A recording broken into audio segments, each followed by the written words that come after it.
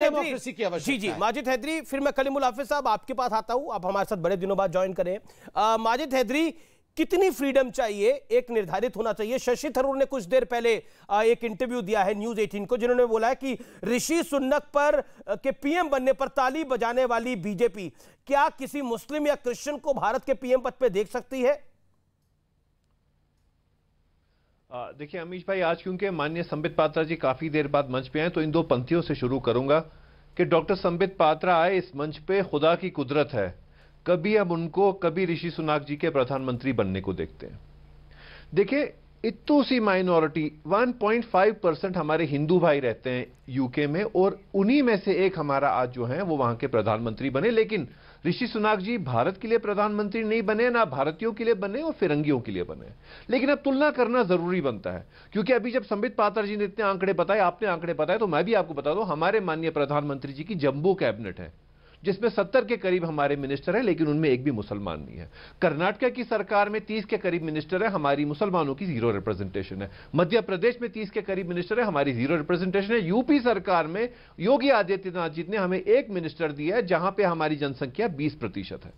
तो आंकड़ों की बात अब मैंने भी रख दी, लेकिन हमें एक बात आज समझ एक क्लैरिटी के लिए मैं बात कर लेता हूं।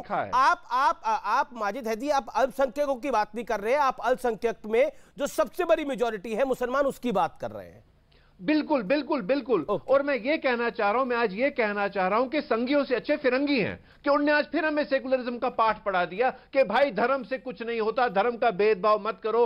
अगर फिरंगियों के मुल्क में हिंदू प्रधानमंत्री बन सकता है तो इंशाल्लाह मेरे मुल्क में अगला प्रधानमंत्री मुसलमान क्यों नहीं हो सकता, और वो हिजाब वाली महीना भी मुसलमान क्यों नहीं हो सकती। आपको उस पर क्यों आपत्ति होनी चाहिए? डॉक्टर संबित पात्रा साहब को क्यों होनी चाहिए? ये भी मेरे साथ आमीन कहें कि अल्लाह अगला प्रधानमंत्री मुसलमान हो इस देश का, क्या आपत्ति होनी चाहिए? 1947 के बाद 1947 के बाद जम्मू कश्मीर का कोई सीएम हिंदू रहा है तो जानकारी दीजिए, या फिर मुसलमान के अलावा कोई रहा है, क्रिश्चियन रहा है, कोई या फिर पारसी रहा है तो जानकारी दीजिए इस देश को। 1947 के बाद जम्मू कश्मीर के अंदर काफी लिबरल है, आप बड़े सेकुलर आदमी हैं। देखें आप एक मुस्लिम मेजॉरिटी एरिया को आप सारे पूरे बहुत बढ़िया भारत के साथ आप क्या तुलना कर रहे हैं? जब तुलना का मामला समझ नहीं, आपने बोला मुस्लिम मेजॉरिटी है, वहां पे तुलना ही नहीं हो सकती। 15% माइनॉरिटी, कैसे होगी तुलना? ओके, अब एक एक करके बोलते हैं। देखिए मेरे डिबेट का एक रूल है, एक एक करके सब बोले, अपनी बात को रखे। संबित पात्रा, जम्मू कश्मीर की बात मत करिए, कश्मीर की तो बात मत करिए, वो मुस्लिम मेजॉरिटी है। आज तो प्रभु के दर्शन हो गए इस मंच पे। देखिए चलिए तथास्तु। मगर अमीश भाई, हिपोक्रेसी एक शब्द होता है अंग्रेजी में, जिसको कई बार डबल स्पीक भी कहते हैं, दोहरा चरित्र, दोहरा मापदंड हिंदी में कहा जाता है। मतलब आज हिपोक्रेसी भी सुइसाइड कर लेगी इनकी बातों को सुन करके। बताइए, आपने इनसे पूछा जम्मू कश्मीर में कोई हिंदू बन सकता है क्या? तो आप करिए ही मत जी जम्मू कश्मीर की बात, वो तो मुस्लिम मेजोरिटी एरिया है, वहां तो ये सब संभव ही नहीं, वहां तो ये डिबेट ही नहीं हो सकता है। बाकी देश की बात आप करिए। तो बड़े कन्वीनियंटली उन्होंने जम्मू कश्मीर को अलग कर दिया। अब इन्होंने बड़े ही आराम से कहा कि हिजाब वाली कोई महिला भी प्रधानमंत्री बन सकती है। ये मुझे तो समझ में नहीं आता है। खुद कोट टाई पहन के बैठ जाते हैं और महिला हिजाब और बुर्के में ही होनी चाहिए। ये क्यों? ये तो यहां पर सलवार कमीज पहन के बैठे नहीं है, ये तो कोट टाई पहन के बैठे हैं फिरंगी वाला। और महिला होनी चाहिए बुर्का वाली, बुर्के वाली या तो हिजाब वाली।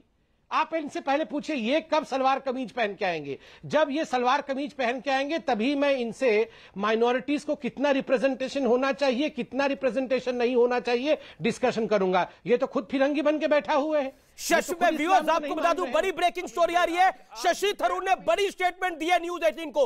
अगले 5 से 7 मिनट में हमारे पास वो स्टेटमेंट होगी। बहुत बड़ी स्टेटमेंट दी है कांग्रेस के नेता ने। वो स्टेटमेंट क्या है मैं आपको कुछ मिनटों में बता पाऊंगा एग्जैक्ट क्या बोला है। बड़ी स्टेटमेंट दी है शशि थरूर ने न्यूज 18 के साथ एक्सक्लूसिव बातचीत करने में।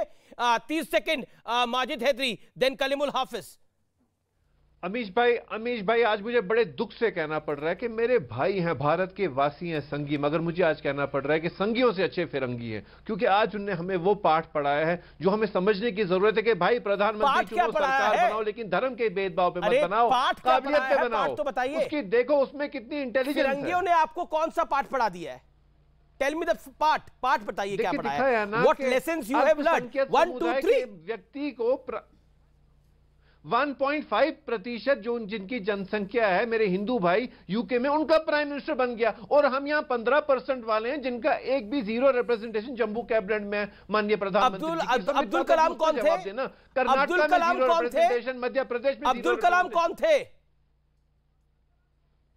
डॉक्टर जाकिर हुसैन कौन थे? फखरुद्दीन अली अहमद कौन थे?